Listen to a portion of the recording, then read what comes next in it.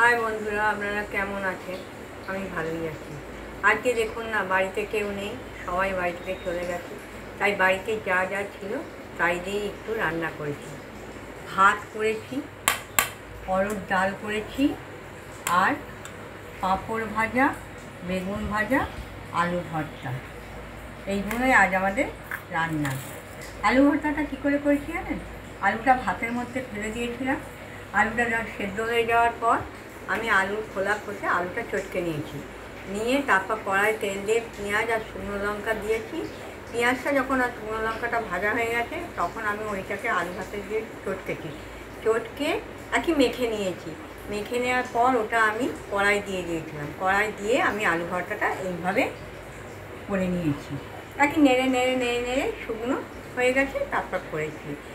এইভাবেই আমি আলু ভর্তাটা করেছি। আপনারা হয়তো বলবেন আলু ভর্তা আবার কি, অনেকে এটাকে আলুর চোখা বলে। আলুর চোখাও যেমন করে করে, আলুর ভর্তাও তেমন করে করে। আপনারাও এইভাবে বাড়িতে করে দেখবেন, কী সুন্দর খেতে লাগবে। গরম গরম ভাতে ঘি দিয়ে আপনারা খাবেন, দেখবেন শুধু ভাতই খাওয়া যাবে আলু ভর্তা দিয়ে। যে গরম ভাত, আমি একা একাই ভিডিওটা করছি জানেন তো, কী করবো, কেউ তো নেই।